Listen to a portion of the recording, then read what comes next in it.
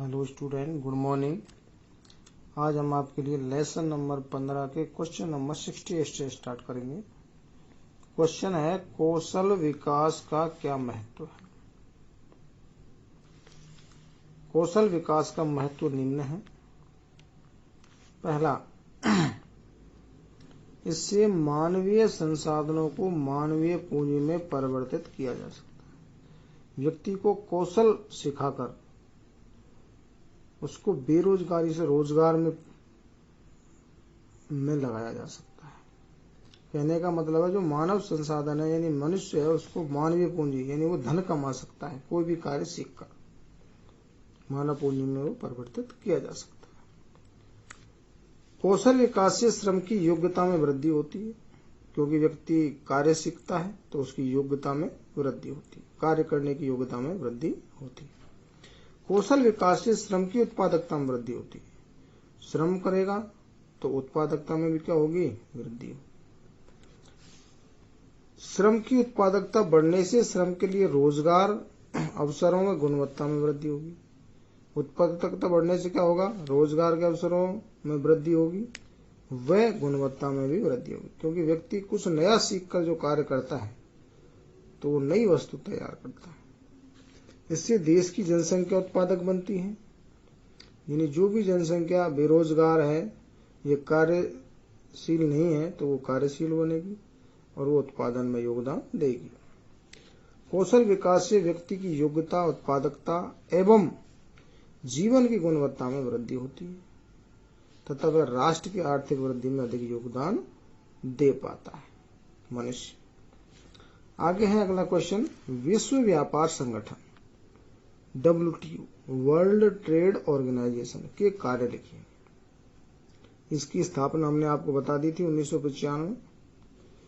विश्व व्यापार संगठन WTO के कार्य निम्न है। पहला कार्य क्या है, यह राष्ट्रों के बीच यानी देशों के बीच व्यापार के नियमों के निर्धारण तथा नियमन का कार्य करता है। यानी देशों के बीच जो व्यापार के नियम हैं उनको निर्धारित करता है और नियम बनाता है। यह बहुपक्षीय मतलब अनेक पक्षीय यानी अनेक देशों के मध्य व्यापार समझौतों के क्रियान्वयन एवं नियंत्रण का कार्य करता है।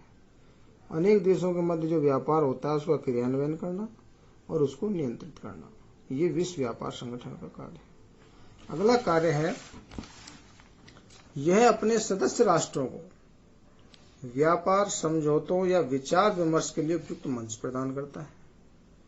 यानी जो देश व्यापार करते हैं आपस में, वो क्या करते हैं व्यापार के लिए, समझौता, विचार विमर्श, तो उसके लिए एक मंच प्रदान करता है WTO।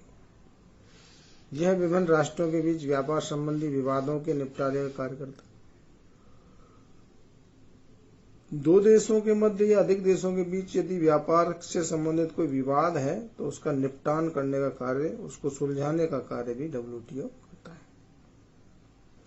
अगला क्वेश्चन है, आर्थिक सुधारों की प्रक्रिया के दौरान निजीकरण हेतु उठाए गए कोई 3 प्रयास बताइए। आर्थिक सुधारों की प्रक्रिया जो 1991 में अपनाई गई थी, उदारीकरण, निजीकरण और वैश्वीकरण, तो उसमें निजीकरण हेतु जो कदम उठाए गए थे उसमें कोई 3 प्रयास सरकार के द्वारा क्या किए गए। देखिए, पहला प्रयास 1991 में औद्योगिक नीति घोषित की, जिसमें अनेक उद्योगों के लिए औद्योगिक लाइसेंस की अनिवार्यता को समाप्त किया गया। कई उद्योगों के लिए लाइसेंस अनिवार्य था, रजिस्ट्रेशन कराकर लाइसेंस लेना जरूरी था, तो कई उद्योगों में लाइसेंस को समाप्त कर दिया गया। मूल जो आवश्यक जो उद्योग थे तो उनके लिए लाइसेंस अनिवार्य रखा गया। औद्योगिक नीति में सार्वजनिक क्षेत्र यानी सरकारी क्षेत्र के लिए आरक्षित उद्योगों की संख्या में कमी आ गई। यानी सरकार की जिनमें भागीदारी थी, सहकारी या सार्वजनिक क्षेत्र के उद्योग, उनमें क्या हो गई, कमी आ गई। भारत सरकार द्वारा निजीकरण हेतु 1991-92 में विनिवेश कार्यक्रम प्रारंभ किया। विनिवेश का मतलब है सार्वजनिक क्षेत्रों को निजी क्षेत्रों में बेचना। यह कार्यक्रम 1991-92 में सरकार के द्वारा शुरू किया गया। अगला क्वेश्चन है 71, स्वतंत्रता प्राप्ति के बाद आधार संरचना में हुए कोई 4 सुधार बताइए। स्वतंत्रता हमारे देश को कब प्राप्त हुई? 15 अगस्त 1947। उसके बाद हमारे देश में क्या क्या संरचना में सुधार हुए? कोई 4 बताने हैं। देखिए, स्वतंत्रता प्राप्ति के बाद आधार संरचना में हुए 4 सुधार निम्न हैं। पहला है, स्वतंत्रता के समय सड़कों की जो लंबाई थी वो 4 लाख किलोमीटर थी। यह बढ़कर अब लगभग 50 लाख किलोमीटर हो गई, तो इसमें वृद्धि हुई। दूसरा, साक्षरता दर 1991 यानी आजादी के बाद 1951 में जनगणना हुई। हमारे देश में हर 10 वर्ष में जनगणना होती है। जनगणना सबसे पहले 1872 में हुई। उसके बाद 1881 और 1881 से हर 10 वर्ष बाद हमारे देश में जनगणना होती है। तो 1947 यानी आजादी के तुरंत बाद जो पहली जनगणना हुई वो 1951 में हुई, जब हमारे देश की साक्षरता 18.3% थी, और यह बढ़कर 2011 में 74.04 यानी 74.04%। तो ये इसमें भी वृद्धि हुई। वर्ष 1951 में जन्म के समय जो जीवन प्रत्याशा यानी औसत आयु जो थी वो 32.1 वर्ष थी। यह बढ़कर 2014 में 68 वर्ष हो गई। 2014 में औसत आयु कितनी हो गई हमारे देश में व्यक्ति की? 68 वर्ष। विद्युत उत्पादन की कुल स्थापित क्षमता में लगभग 100 गुना वृद्धि हुई। विद्युत उत्पादन लगभग 100 गुना बढ़ गया आजादी के बाद से अब तक।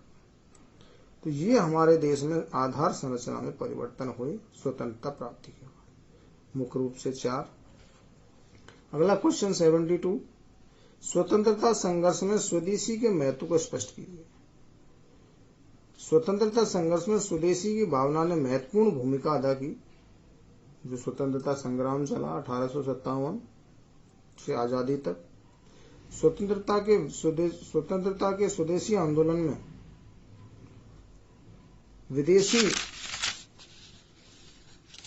स्वतंत्रता के स्वदेशी आंदोलन में ब्रिटिश उत्पादों का बहिष्कार करके ब्रिटिश उत्पादों का उस समय बहिष्कार किया गया।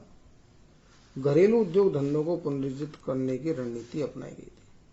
स्वतंत्रता आंदोलन के समय अंग्रेजों की नीति का विरोध किया गया और स्कूलों, कॉलेजों, उद्योगों, उनके बने हुए वस्तुएं सबका विरोध किया गया था।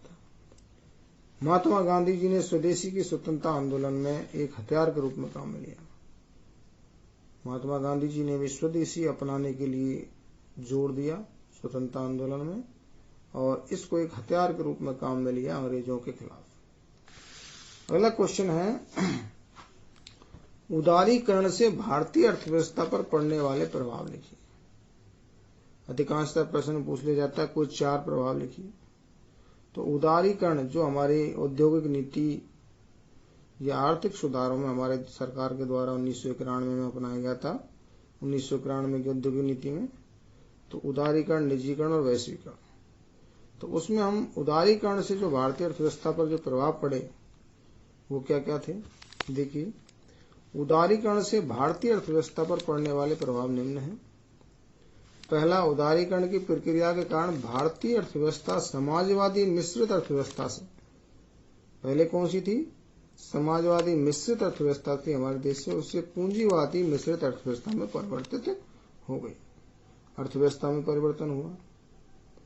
दूसरा, उदारीकरण से सरकारी हस्तक्षेप में कमी आई, क्योंकि जो उद्योग थे वो सार्वजनिक क्षेत्र से अधिकतर किस क्षेत्र में चले गए? निजी क्षेत्र के हाथों में चले गए, तथा भारतीय अर्थव्यवस्था मुक्त बाजार या पूंजीवादी अर्थव्यवस्था के स्वरूप की ओर उन्मुख हुई। मुक्त बाजार बन गई। निजी क्षेत्रों या वैश्विक मंच पर वैश्वीकरण के कारण एक खुला बाजार बन गया, जिसमें निजी क्षेत्रों को अधिक भागीदारी मिली। तीसरा है, उदारीकरण से अर्थव्यवस्था की संरचनात्मक दृढ़ताएं समाप्त हो गई। संरचनात्मक जो मजबूती थी वो कम हो गई, और उदारीकरण से स्वदेशी उत्पादों के उत्पादन व व्यापार में कमी आई। उदारीकरण से, वैश्वीकरण से और निजीकरण से विदेशी वस्तुओं और विदेशी कंपनियों को हमारे यहाँ आने का मौका मिला और उनको उत्पादन करने के लिए छूट दी गई, जिससे स्वदेशी उत्पादों के उत्पादन और व्यापार में क्या हुई? कमी आई। तो इससे स्वदेशी उत्पादों के व्यापार उत्पादन में काफी प्रतिस्पर्धा को स्वदेशी को उसमें सामना करना पड़ा। तो ये हमारे उदारीकरण से भारतीय अर्थव्यवस्था पर पड़ने वाले प्रभाव थे। तो विद्यार्थियों, ये लेसन नंबर 15 आपका यहीं समाप्त होता है। आगे अगली वीडियो में हम आपको लेसन नंबर 16 को पढ़ाएंगे। और यहाँ तक किसी भी विद्यार्थी को समझने में कोई दिक्कत हुई हो तो कमेंट में जाके जरूर पूछें। थैंक यू, धन्यवाद।